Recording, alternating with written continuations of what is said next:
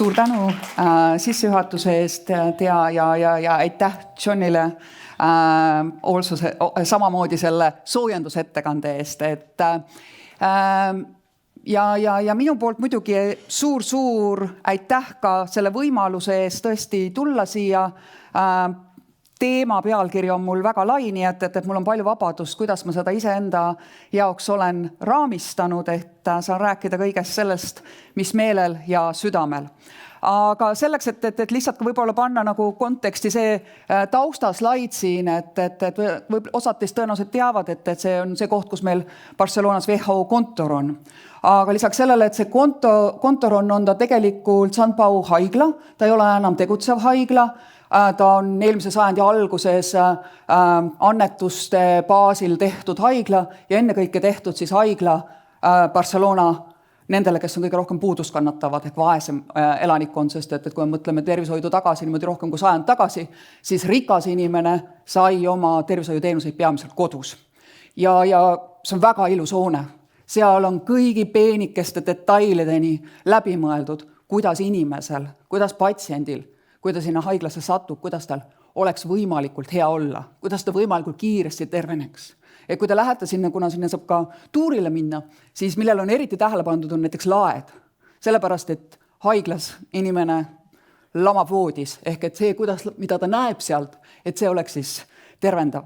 Et siis nii-öelda anda sellist ka, et seda patsiendi vaadet, seda inimese vaadet sellele, et see tundus nagu sobituvad selle ettekande algusesse ka. Ja tavaliselt, kui me siis Barcelonas ka tervishoiu rahastamise kursuseid alustame, siis me alustame ka raamistikust, sellepärast, et muidu me räägime nagu kõik erinevatest asjadest, me ei saagi aru, et võtame mingi ühe teema ja siis lihtsalt nagu räägime sellest. Ja raamistik, mida meie kasutame, on siis universaalse tervisekaitse või siis Universal Health Coverage raamistik, ja kus siis eristatakse väga selgelt, mis on süsteemi eesmärgid, sellest John väga palju rääkis, ja siis milliseid tööriistu me saame kasutada selleks, et neid eesmärke saavutada. Et ma ei hakka sellesse raamistiku detailidest sisse minema. Loomulikult suur eesmärk on parem tervis, aga siis ka see, et inimestel ei oleks katmata ravivajadusi, see, et inimestel ei oleks finantsraskuseid, aga loomulikult te näete ka, et oluline on see, et süsteem oleks efektiivne, süsteem oleks õiglane.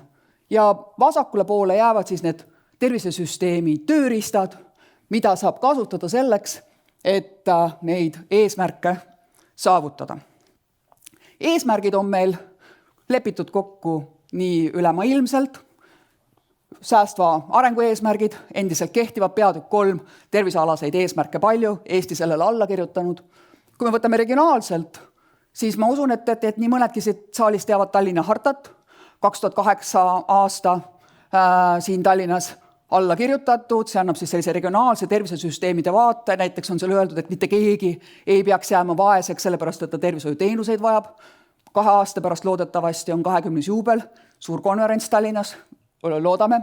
Ja loomulikult siis meie Eesti omad eesmärgid rahvastiku tervise arengukavas, pikem elu, tervem elu, vähem ebavõrdsust. Kõik eesmärkide tasandil väga selgesti määratletud. Siis kuidas meil siis läheb? Siin ei tule teile mitte midagi uut. Et ma lihtsalt kordan üle nii-öelda selle, mida te kõik teate, aga lihtsalt, et jällegi, et aidata meil minna sinna inimese vaatesse, kuidas inimese jaoks see süsteem toimib ja rohkem siis selle ka eesmärkide vaatesse. Keskmine eluiga Eestis kasvab, aga jällegi Eesti Euroopa Liidu keskmisega, Eesti jääb allapoole sellest. Ja kui vaadata ka siis seda võib-olla tervena elatud osa, siis see ei ole võib-olla nii kõrge, nii pikk, kui ta olla võiks. Ja loomulikult siis jällegi pannes selle tervise tulemi võib ka kulutatud raha perspektiivi, siis Tervisekassa 24 aasta aruandes, sest 25 aasta aruanne ei ole kättesaadav, vaadates siis jällegi inimese vaates neid kulusid, et millistele inimestele need kulud lähevad, et kui te vaatate vasakul pool, siis circa pool Tervisekassa eelarvest läheb 60+ inimestele. Nii ligikaudu. Ja siin paremal pool võib siis vaadata, mis liiki teenustele või tervishoiuteenustele, tervishoiule see läheb. Ja arusaadav, et mida vanemaks läheme või saame, seda rohkem on õendusabi, sinine värv, Ennetus oli siin jutuks, et selline sihitud ennetustegevus, et see on suhteliselt väike osa eelarvest. Töövõimetushüvitised peamiselt tööealise elanikkonnaga seotud, aga võib-olla mis mind nagu kõige rohkem selle joonise juures üllatas, oli see kollane osa, mis on siis üldarstiabi, esmatasandi tervishoid, perearstiabi, kuidas me seda iganes nimetame. Kui vanusega väga kiiresti kasvab eriarstiabi kulu inimese kohta, siis selle perearstiabi või esmatasandi tervishoiuga me seda ei näe. Ma ei hakka sellesse teemasse minema, võib-olla on siin mingi metodoloogiline, kuidas kulusid on arvestatud, aga see võiks olla midagi, millega natuke edasi mõelda, et kui me räägime, kuidas vahendeid efektiivsemalt kasutada, kuidas saada paremat tervisetulemust, kuidas saada rohkem ennetust, siis võib-olla see joonis võiks näha välja natuke teistsugune. Vaatame ka raviga välditavaid surmi, ajas vähenevad, ei ole Euroopa Liiduga võrdluses kõige hullem Eesti ja jällegi kõige rohkem surevad inimesed enneaegselt südame-veresoonkonna haigustesse. Väga hästi läheb kokku viimase Riigikontrolli auditiga ka. Ja mis teeb mind rõõmsaks, et kui me vaatame 65+ elanike tervena elatud aastaid, siis circa 2 dekaadi jooksul me elame rohkem, kauem, kui me oleme 65-aastaseks saanud tervena. Ja rõõmsaks teeb mind see, et mehed ja naised elavad suhteliselt võrdselt, kui me Eesti keskmist vaatame, ehk et siis on võimalik ka vanemas eas rõõmsalt koos vananeda, kui mehed loomulikult 65. eluaastani välja jõuavad. Aga millele siin võib-olla tähelepanu pöörata on see, et sõltuvalt sellest, millises maakonnas sa elad, on need tervena elatud aastad erinevad ja võib-olla mis isegi rohkem muret tekitav, et täna on need ebavõrdsused maakondadel ikka suuremad, kui nad olid 10-20 aastat tagasi. Ja see on trend, mida me üldse näeme, et ebavõrdsus Eestis suureneb, et ehk siis on tark olla rikas, haritud, valida endale õige elukoht ja loomulikult kõik me teame, parim investeering kogu eluks on valida endale kõrgharidusega ema. Ehk et ebavõrdsused Eestis kasvavad, see on rahvastiku tervise arengukava üks eesmärk, mida siis vähendada, aga jah. John näitas katastroofilisi tervishoiukulusid. Eestis on ta Euroopa Liidu vaates ja suhteliselt kõrge. Aga samas, kui me vaatame siis katastroofilisi kulusid ja seda, kuidas see seostub siis inimeste oma osaluse osakaaluga tervishoiu kogu kuludest, siis suhteliselt sarnase, suhteliselt samasuguse kõrge oma osaluse osakaaluga riikides on ka neid riike, kus tegelikult see finantskaitse on parem. Ehk sõnum siit on see, et üks asi on loomulikult, et oma osalus võiks olla väiksem, aga teine asi on see, kuidas me kaitseme neid, kes kõige rohkem seda kaitset vajavad. Ehk seal on ka võimalusi. Ja jutuks oli, et katmata ravivajadus Eestis kõrge. Rõõmsaks teeb loomulikult see, et Soome on veel hullem, on ju. Ja võib-olla siit see, et ebavõrdsus siin Eestis väga ei ole, aga kuna tegemist on inimeste hinnangulise katmata ravivajadusega, mida enne kõike Eestis põhjustab pikk ootejärjekord, see ei näita seda ravivajaduse suurust, vaid lihtsalt rahulolematust süsteemiga. Ja ebavõrdsuse puudumine näitab seda, et rikkam elanikkond on rahulolematu. Viimase aasta lõpus jäi minule Eesti meediat jälgides, mida ma väga süsteemselt ei tee, aga natuke tunne, et jah, süsteem on kriisis, avalik süsteem vajab lahendust ja see lahendus on siis erasektoris. Natukene jällegi tulles tagasi selle esimese raamistiku juurde, et Maslow on öelnud, et kui su ainus tööriist on haamer, siis kõik probleemid näivad naeltena. Ehk et jällegi, et väga oluline on süsteemis tegelikult aru saada, et jah, meil on süsteemis probleem, aga jõuda nende juurpõhjusteni, mis seda tegelikku probleemi põhjustavad ja leida siis sellele vastavalt see õige lahendus. Olles ise töötanud Eestis, vahepeal oli näiteks 10-15 aastat tagasi oli digiregist kõiki probleeme, olen kirjutanud, ma arvan, 5 aastat, 10 aastat kirju, kui meil tuleb digiregistratuur, siis lahenevad kõik probleemid Eesti Vabariigis. Et see natukene jäi kumama sellisena. John rääkis erakindlustuse dilemmast, sellesse ma ei lähe, ehk et see on dilemma nii-öelda, et kas me suuname raha avaliku süsteemi tugevdamisse või me soodustame erakindlustuse siis edenemist. Teine teema, mis diskussiooni ma ei ole Eestis näinud, aga ma arvan, sellesse tasuks sisse vaadata, on eraomad tervishoiusektoris. See on väga tõusev nii-öelda murekoht paljudes riikides, ehk eraomandil ja eraomandil on vahe. Eraomandis olevad tervishoiuasutused võivad olla kasumit mitte teenivad. Nad võivad olla nii nagu Eestis perearstide omandis olevad perearstikeskused. Aga mis on nagu osades riikides väga suurt muret hakanud tekitama, on siis erakapitali ehk siis nii-öelda private equity pealetulek, kes ostab süsteemselt üle tervishoiuteenuse osutajaid ja nii-öelda murekoht on selles, et seal on väga lühikene investeerimishorisont ja väga suur nii-öelda motivatsioon kasumit teenida. Ei hakka jällegi minema detailidesse, panin siia alla linke, et OECD on sellel teemal väga hea aruande välja andnud ja Johnil tuleb ka varsti üks aruanne välja, et tasub endale see teema selgeks teha, et võib-olla et mitte hiljem nagu jääks sellesse olukorda, et no oleks teadnud enne.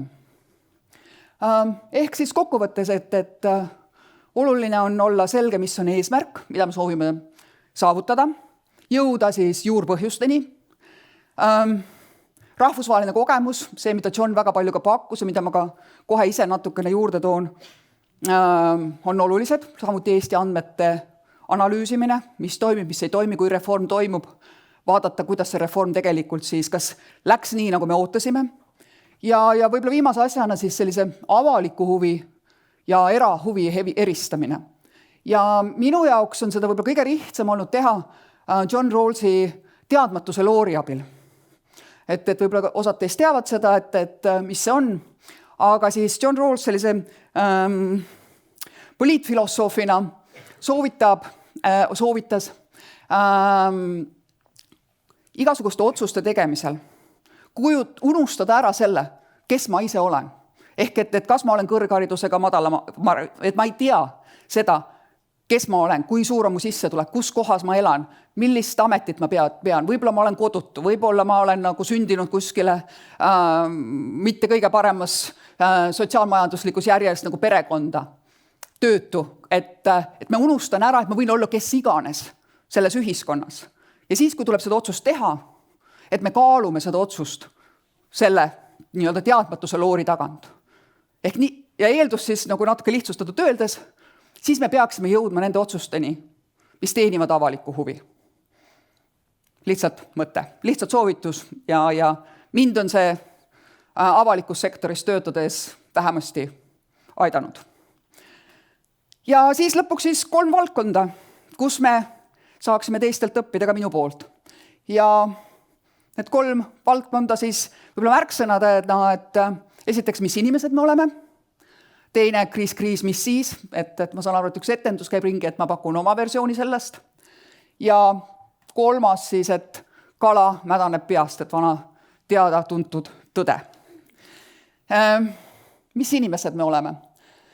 See on tegelikult parafraseering minu hispaania keele õpetajast, et enne kui ma Barcelonasse tööle läksin, aastast 2019, umbes samal ajal, kui Sveta Grigorjeva kirjutas oma luuletuse Lihtne realism, kus oli siis, et mina arvan jällegi, et igal inimesel peab olema tagatud õigusena ravikindlustus, mitte mingi kuradi privileegina. Ja minu katalanist hispaania keele õpetaja ka ikka tahtis teada, et kuidas siis Eestis meil tervishoidu korraldatakse. Ja kui ma ütlesin talle, et meil on kindlustatud ja mitte kindlustatud ja mida see nagu tähendab ja siis ta vaatas mul otsa ja küsis, see pilk ei lähe mul kunagi silme eest ära, mis inimesed te sellised olete. Ehk siis, ja see fraas on jäänud minuga nagu sellest ajast saadik, et päriselt, mis inimesed te sellised olete. Ehk siis ümber pöörates olles see inimene, et mis inimesed me oleme. Ja me võime seda, sageli mulle öeldakse, Kristriin, et ära, see ei ole meil päriselt nagu kõige suurem probleem, et meil on siin 100 miljonit miinust või see ei ole probleem. Aga me võime nagu seda pead sinna liiva alla panna, me tegelikult paistame silma. Et meil on 6% inimesi, kellel ei ole ravikindlustust, et Rumeenia on meist natukene ees. sageli me siin vahepeal räägime, et Iisraelist võiks õppida ja Iisraelis siin vist ei ole. Iisraelis ei ole, on kõik inimesed kindlustatud. Et see tegelikult me paistame silma sellega. Ja see võib-olla isegi natukene nukram näeb välja, kui me vaatame seda tööealist elanikkonda, et 11% naisi ja 16% mehi on kindlustamata. Ja maakondade lõikes see erineb, et saartel on ta isegi natuke üle 100%, aga selles mõttes seal on vähe inimesi, et keskmisse väga ei mõjuta. Aga ravikindlustuse seaduse paragrahv 2 lõige 3 ütleb, et ravikindlustus on sundkindlustus. Ehk mina küsiks, et kui tegemist on sundkindlustusega, kas need numbrid, mida me siin näeme, on üksikisiku vastutus või see on tegelik puudulik süsteemi disain? Ehk jällegi, et mis on meie eesmärk? Ja jah, peenhäälestusi on hoogsalt tehtud. Viimane peenhäälastus oli siis vabatahtliku ravikindlustuse nende tingimuste lõdvendamine. See, mida ühes kuus tuleb maksta, on päris krõbe, üle 250 €, et võrdluseks sinna alla ma päilisa, kui palju riik maksab nende rühmade eest, keda riik kindlustab, mis on rohkem kui 2 korda vähem. Ja selle vabatahtliku kindlustuse tingimuste laiendamisega jah, inimesi tuleb juurde, aga neid esimese 2 kuuga tuli 100 inimest juurde. Et mitte kindlustatud meil pigem läheb sinna 100 000 kanti. Ja põhiliselt 3 gruppi on meil teada, üle 40+ gruppi siis moodustavad sellise ilusa rahvariide seeliku mustri sinna sellele pirukale. Ja olen minagi menetlenud aastaid, et mõned inimesed saaksid Eestis ravikindlustuse. Ehk minu üleskutse on teeme ravikindlustusest tõelise sundkindlustuse. Kuidas seda teevad teised? Tšehhi ja Holland siin näitena. Miinimummaksed võrreldes meie vabatahtliku kindlustusega oluliselt madavamad. Kõik inimesed on kindlustatud. Tasuta lõunaid ei ole. Inimesed peavad maksma. Või tuvastatakse, et neil on mingi põhjus, miks nad ei pea maksma. Kui ei maksa, tekib võlg, tehakse trahvi. Aga, ja näiteks ka Hollandi puhul, et kui inimene ei registreeru, siis ta saab hoiatuse trahvi ja siis ta lisatakse süsteemi automaatselt. Aga kõik inimesed on kindlustatud ja mõelge ka selle peale, mida John näitas, et need inimesed ju mingil hetkel saavad kindlustuse, kui nad vanaks saavad. Ja nad on kallimad meile. Et äkki mõelda selle peale natuke ennetavalt ja pikaaegselt kulude peale ei olegi nii paha mõte. Nii, teine teema. Kriis, mis siis? Ohmaditi haigla 24 aasta juulikuus Kiievist nagu Tallinna lastehaigla, mis sai siis sai pihta, peaaegu circa pool haigla hoones sai kahjustada. Ja üldse võib-olla siis mõelda natuke selle peale, et mida selline suur kriis majanduse mõttes, tervishoiu mõttes tähendab. 3 inimesi pidi lahkuma, kui 24. veebruaril 22. aastal sõda hakkas. Inflatsioon üle pea, sisemajanduse kogutoodang langeb, töötus kasvab ja loomulikult lisaks juurde veel territooriumi okupeerimine. Kriisi mõjud tervisesüsteemile. Ma ei lähe nendesse nüanssidesse, et aega on vähe. Võib-olla mainin lihtsalt seda, et hästi oluline on süsteemi võimekus, mis šokina võib tabada on võtmetöötajate lahkumine. IT-poisid, tüdrukud kas lahkuvad riigist või lähevad rindele. Ehk et õhuke riik, vähe spetsialiste võib tekitada olukorra, kus tegelikult ei olegi enam kedagi alles. Ja vähemasti Ukrainas kehtib reegel, et avalikus sektoris riigiametnik saad sa olla ainult siis, kui sa oled riigis. Et ei ole seda, et teen seda kuskilt Šveitsist või et sa pead olema riigis. Humanitaarabi koordineerimine, tohutu segadus. Ja loomulikult, mis siis võib olla see, et patsientide profiil muutub, rohkem on vaja taastusravi, vaimset tervist ja suurte traumadega tegelemist. Tervishoiukohandused jällegi ei lähe detailidesse. Siis, kui sõda hakkas, väga sarnaselt nagu COVIDile mindi üle eelarvelisele rahastamisele, sellepärast, et ei ole võimalik tükke lugeda, ei ole võimalik vaadata, et mis täpselt toimub, oluline on hoida haiglaid toimetamas, perearste toimetamas. Lubati, kuigi ennem kõik oli digitaliseeritud, digiretsept oli just riigis üle, ainult digiretsepti alusel makstakse, tuli tagasi paberretsept. E-tervisega täpselt sama mööndus, kuna internet ei ole, küberturvalisus, kõik need küsimused, lubati jälle paindlikkust. Mis on oluline siin, et juba 4 kuu pärast tegelikult hakkas süsteem taastama. Ehk et tulid tagasi need sõjaeelsed viisid, kuidas tasustatakse, samuti digiretsepti nõuded, aga tekkisid erandid. Ehk et kui on tegemist okupeeritud aladega, kui on tegemist aktiivse sõjategevuse aladega, siis on seal erandid. Et mida siis õppida Ukrainalt? Erakorraline olukord ei tohiks muuta süsteemi põhiprintsiipe, ei tohiks ehitada paralleelsüsteeme, oluline on ehitada olemasolevale süsteemile. Ukraina tervishoiu rahastamise eelis on olnud see, et seal ei ole seda kindlustuspõhimõtet, kõik inimesed on residentsude, see kodakondsuse alusel kindlustatud, see on endiselt ääretult oluline, sest kõik ukrainlased, kes ka riigis täna ei viibi, on väga oodatud koju tagasi tulema ja üks viis, millega seda usaldust ehitatakse, on see, et kui tuled, siis meie tervishoiusüsteem ootab sind. Olulised on tugevad institutsioonid ja ka see teadmine, et kõik kriisid on erinevad. Me ei oska seda kriisi täpselt ette ennustada ja samamoodi, kui see kriis tuleb, siis see kriis hakkab ka aja jooksul muutuma. Et ühtegi universaalset lahendust siin anda ei ole. Mu aeg on otsas, aga ma arvan, et te tahate teada, kuidas kala peast mädaneb. et käin põgusalt selle läbi, et pikalt ma sellele ei peatu. Ja mida ma tegelikult siin, kes see kala on, seda ma ei ütle. aga natukene sellise valdkonna valitsemise teemal tahaks rääkida küll, et ma enne mainisin rahvastiku tervise arengukava, mis annab meile eesmärgid ja suunad, pikem elu, tervem elu, vähem ebavõrdsust, siis see rahvastiku tervise arengukava ministeeriumi vaates muutub siis 3 tervisevaldkonna eelarveprogrammiks. Ja millest siis tegelikult 99%, kui mu numbrid ja arvutused on enam-vähem korrektsed, kui ma siin protsendiga siia-sinna eksin, siis suurusjärke see väga ei muuda. 99% on ühe programmiga seotud, see on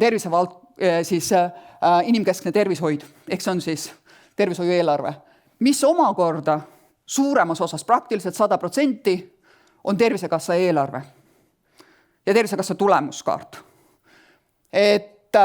Ja siis, kuidas see raha nii-öelda sealt edasi läheb, on ravi rahastamise lepingud suures osas. Ja kui nüüd vaadata edasi, kuidas siis tervishoiuteenuste eelarve Tervisekassas, siis circa 1/3 tegelikult läheb lõpuks siis tükki ja perhi. Ehk et jällegi, kui me mõtleme, et meil on suur arengukava, meil on üks siis riigieelarve strateegiaprogramm, mis samamoodi paneb eesmärgid paika, siis kuidas see tegelikult nii-öelda, kui mul on sinna pandud, et näita, kuhu su raha läheb ja ma ütlen, kus on su prioriteedid. Ehk et kuidas need prioriteedid, mis rahvastiku tervise arengukavas on seatud, kuidas nad seda kaskaadi mööda tegelikult jõuavad sinna, kus see muutus reaalselt peaks ellu rakenduma ja kuidas need otsuseid tehakse, sellepärast et kui nüüd hakata vaatama nendesse dokumentide sisse, siis seda otsest seost rahvastiku tervise arengukavaga enam nii lehtne leida ei ole. Et minu põgusal vaatamisel ma haiglate arengukavadest isegi ei leidnud mainimist sellele. Tervisekassa tulemuskaardis on tervena elatud eluaastad mainitud, aga see on pigem vahepealkiri. See ei ole eesmärk või mingi mõõdetav tulemus. Et ma arvan, mõtlemist on. Võib-olla selliseks inspiratsiooniks Kataloonia terviseplaan, mis tuleneb seadusest, või seadus on kohustus teha Kataloonia terviseplaani, seda terviseministeerium teeb, see määratab prioriteedid, annab ka strateegilise suuna, sellele tehakse ka regionaalsed terviseplaanid, et muuta see rohkem siis kohapealselt adekvaatsemaks, siis Katsalud, sealne Tervisekassa, lähtub otseselt sellest terviseplaanist ja inimeste tervisevajadustest ja loomulikult lisaks sellele vahendite efektiivne kasutus, eelarves püsimine, kõik need on need lisanduvad siis printsiibid, mis sinna juurde tulevad. Ja siis, kui Katsalud teeb haiglatega lepinguid või perearstidega lepinguid, siis need samamoodi need eesmärgid liiguvad kaskaadina sinna alla välja. Loomulikult jällegi sa kohandad neid vastavalt sellele, et mida seal koha peal on võimalik mõjutada, aga see kõik osapooled süsteemis peavad silmas neid eesmärke. Ehk siis minu selline soovitus oleks, et ma arvan, et Eesti tervisevaldkond vajaks valitsemisauditit, et me saaksime aru, mis on see mõjuahel püstitatud eesmärkidest, tegevuste ja oodatavate tulemusteni, kes vastutab mille eest, kes annab aru tulemuste saavutamisest ja tulemuste mitte saavutamisest, sest näiteks mina oma üllatuseks avastasin, et selles inimkeskse tervishoiuprogrammis sellel aastal on mitte me ei raporteeri, et me ei saavuta eesmärke, mis oli seal ennem pandud, et 99% inimestest peaks olema ravikindlustusega kaetud. Aga see eesmärk on allapoole toodud sellest aastast, sest on 100 miljonit miinust. Et mina selles arutelus, kuskil ma märganud mingit arutelu ei ole, aga kuskil on tehtud otsus, et see enam ei ole oluline. Ehk et kuidas tegelikult need otsuseid tehakse, kuidas aru antakse ja kuidas neid ka valikuid tehakse. Sest et kui me kuskil tõmbame ambitsiooni alla, siis et mis mõjusid see omab ja kas oli mingi muu mille pärast me seda valikut tegime. Ja loomulikult, et mis juhtub, kui tulemusi ei saavutata. Et kokkuvõtteks, milliseid valikuid ja otsuseid me süsteemis teeme, peaks lähtuma süsteemi eesmärkidest, et seda tuleks silmas hoida. Eelarve miinuse likvideerimine ei ole tegelikult tervisesüsteemi eesmärk kui selline. Et see on selline pigem vahe, et eelarve hügieeni küsimus. Aga nagu ka John rääkis, et me peame ikkagi vaatama, et mida me tegelikult selle kulutatud raha eest saame. Et mis juhtub inimeste tervisega, mis juhtub teenuste kvaliteedi, inimeste finantskaitse ja kõige muuga. Siis võib-olla kaasa selline mõte, et meditsiin areneb, sellega me oleme kõik hästi harjunud, et me kogu aeg teame, et kogu aeg iga päev tuleb uut tõenduspõhist informatsiooni. Tervishoiukorraldus ka areneb. Et võib-olla mis oli 35-25 aastat tagasi selline hea praktika, võib tänaseks hetkeks olla juba puudulik süsteemi disain. Et rääkisime siin sundkindlustusest ja mida see tegelikult praktikas tähendab, aga ka Eesti tervisevaldkonna selline valitsemisraamistik. Kriis tuleb, mis kriis täpselt, kuidas, kuna see selgub, aga igal juhul kriisideks tasub olla valmis, Ukrainalt tasub õppida, 5. sõja-aasta käib, inimesed hakkavad vahetuma, ehk kui tulevad uued inimesed, ei ole võimalik enam õppida nendelt, kes olid seal sõja alguses. Soovitan õppida. Ja selleks, et tervisesüsteemi kurssi juhtida, tuleb eesmärgid muuta konkreetseteks tegevusteks koos konkreetsete vahenditega ja selge vastutusega, et kui meil rahvastiku tervise arengukava üks eesmärk, suur eesmärk on ebavõrdsuse vähendamine, kus on need tegevused, mis sellele on suunatud? Kus on need vastutajad ja vahendid sellele? Lihtsalt üks näide. Aitäh!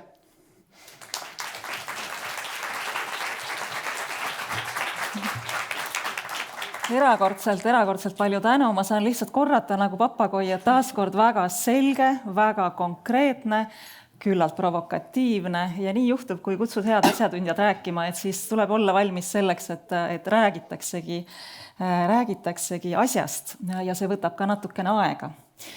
Me siiski näpistame minuti või 2. Ma korra vaatan saalis ringi, kas küsimuste on mõni põletav küsimus kellelgi keelel.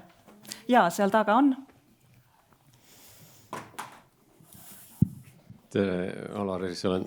Aitäh, äge ettekanne, aeg-ajalt ikka tuleb ka temperamenti tuua Hispaaniast tagasi siia natukene energiat anda meile sinu mõttekestele, et ma suutsin enamust ettekandest jälgida ja olen suurema jaoga sellest nõus ka, aga üks koht, kus mul nagu läks apraks, rahvastikutervise arengukava ja siis sealt raha peale liikumine.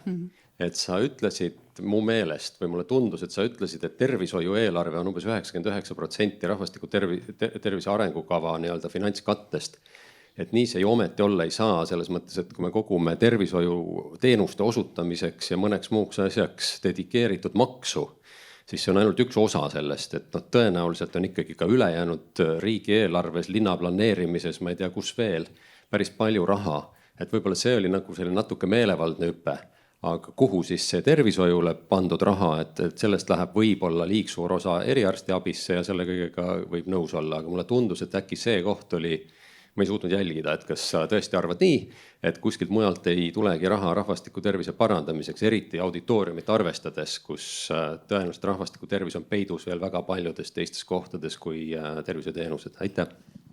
Suur tänu, Alar, selle kommentaari eest ja kahjuks mul see 0 ja punane taust siin kogu aeg oli siin ees, et mul ei olnud aega seda võib-olla niimoodi rohkem avada. Vabandan korraldajate poolt kehva aja planeerimise pärast. Aga see, mis minu mõte või tegelikult minu pika ettekande joru eest, et liiga palju mõtteid meelel, et oli see, et rahvastiku arengukava annab meile selle tervisevaldkonnale ka. Ma olen 100% nõus, et tegelikult teised sektorid panustavad ka selle rahvastiku tervise arengukava eesmärkide saavutamisse. Aga ikkagi valdav osa ja suurem osa tuleb siis tervisevaldkonna nendest riigieelarvega seotud programmidest, mida on 3 tükki, millest valdav osa on siis tervishoiuga ehk siis inimkeskne tervishoid. Jällegi ütlesin, et need protsendid võib-olla siin-sealt nagu mingites protsentides võivad olla natukene erinevad, võib-olla ma vaatasin midagi valesti, aga suurusjärguselt ikkagi valdav osa läheb inimkeskse tervishoiuprogrammi, mis on Tervisekassa eelarve. Ja kuidas siis tegelikult kõik need etapid sealt omavahel eesmärkide, tegevuste ja vastutustega kokku hakkavad jooksma, kes otsustab, mida teha, kuidas teha ja kes vastutab, et see ahel, et see oli tegelikult selle mõte. Isegi mitte võib-olla nii täpselt need protsendid. Ja, raske südamega üks küsimus veel. Lühike tähelepanek, mikrofon, palun. Ei, teisel pool teid. Et väike tähelepanek, et tutvunud selle rahvastiku kavaga, ma pean ütlema, et see tuleks üle vaadata. Demograafiline situatsioon on ka täiesti muutunud. Seal on ikka väga eufoorilised prognoosid antud, kuidas me rahvastik hakkab kasvama. Tegelikkus on hoopis midagi muud. Ja ma pean ütlema, mulle tundub, et see ei muutu positiivses suunas. Siin on ka workshopis. Sellest oleneb kõik maksulaekumine ja nii edasi. Esiteks see ja ma pakiks siia ruttu juurde, et meil on ka keelebarjäärid ja kuidas need võivad süvendada tervisealast ebavõrdsust piirkondade sotsiaalsete rühmade vahel, et kas WHO on uurinud ka keelebarjääre tervishoius? WHO nüüd seda uurinud ei ole, et ma usun, et seda on Eesti-siseselt vast ka vaadatud ja arusaadavalt ta tekitab.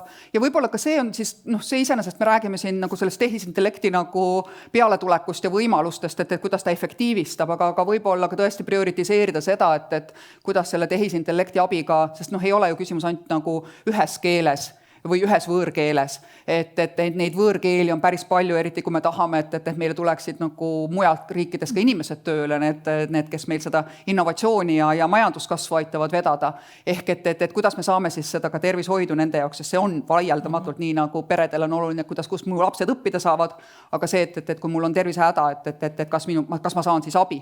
Et võib-olla see koht on siis, kus ka vaadata, et äkki see tehisaru saaks nagu õla alla panna, sest et see need võimed nagu tänasel hetkel juba seda tõlkimist ja kõike seda pakkuda, et vahendada siis seda patsient-arst suhtlust, et need peaks olemas olema. Suur tänu. Kahjuks rohkem ei ole hetkel aega, aga Triin jääb veel meiega lõuna ajal, kasutage juhust või kohvipausi ajal temaga veel edasi vestelda. Aitäh sulle! Aitäh!